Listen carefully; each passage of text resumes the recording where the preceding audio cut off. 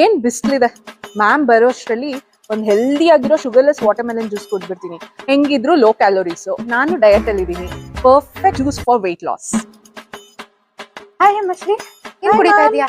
ನೋಡಿ ma'am, healthy watermelon juice, sugarless watermelon juice. ಈ ಕಣ್ಣಲ್ಲಿ ಇನ್ನೀ ಏನೇನ್ ನೋಡ್ಬೇಕು ಕಾಣೆ. ಯಾರಪ್ಪ, ಅದ್ರ ಬದಲು ಒಂದು ಬಟ್ಲು ಅನ್ನ ತಿನ್ಬಿಡು, ಅದೆಷ್ಟೋ ಬೆಟರು.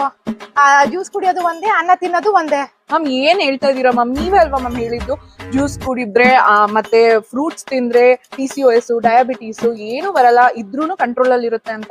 ಅಲ್ಲೇ ಕ್ಯಾಚ್ ಇರೋದು. ನಾವೇನ್ ಹೇಳ್ತೀವಿ, ಫ್ರೂಟ್ಸ್ ತಿನ್ನಿ ಅಂತೀವಿ. ಅದನ್ನ ನೀವೇನ್ ಅರ್ಥ ಮಾಡ್ಕೊಂತೀರಾ? ಅದನ್ನ ಕಚ್ಚಿ ತಿನ್ನ ಕಷ್ಟನೋ ಏನೋ ಜ್ಯೂಸ್ ಮಾಡ್ಕೊಂಡು ಕುಡಿತೀರಾ. ನೀನ್ ಕುಡಿತಾ ಇರೋದು ಫುಲ್ ಶುಗರು. ಫ್ರೂಟ್ಸ್ ಅಲ್ಲಿ ಶುಗರು ಆಮೇಲೆ ಫೈಬರ್ ಅಂತ 2 ಕಾಂಪೊನೆಂಟ್ ಇರುತ್ತೆ. ನಾವ್ ಅದನ್ನ ಮಿಕ್ಸಿಲಿ ಹಾಕಿ ಜ್ಯೂಸ್ ಮಾಡಿದ ತಕ್ಷಣ ಫೈಬರ್ ಅನ್ನೋ ಕಾಂಪೊನೆಂಟ್ ಕಂಪ್ಲೀಟ್ಲಿ ಹೋಗುತ್ತೆ. ಸೊ ಮಿಗದೇನು ಶುಗರ್.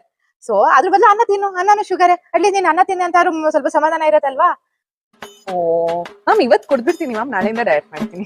ಹಂಗಿದ್ರೆ ನಾಳೆ ಒಂದು ಗ್ಲೂಕೋಸ್ ಸ್ಪೈಕ್ ಮೇಲೆ ಒಂದು ವಿಡಿಯೋ ಮಾಡ್ತೀನಿ, ಅದ್ರನ್ನ ನೋಡು ನೀನು, ಅವಾಗ ನಿಂಗೆ ಅರ್ಥ ಆಗುತ್ತೆ.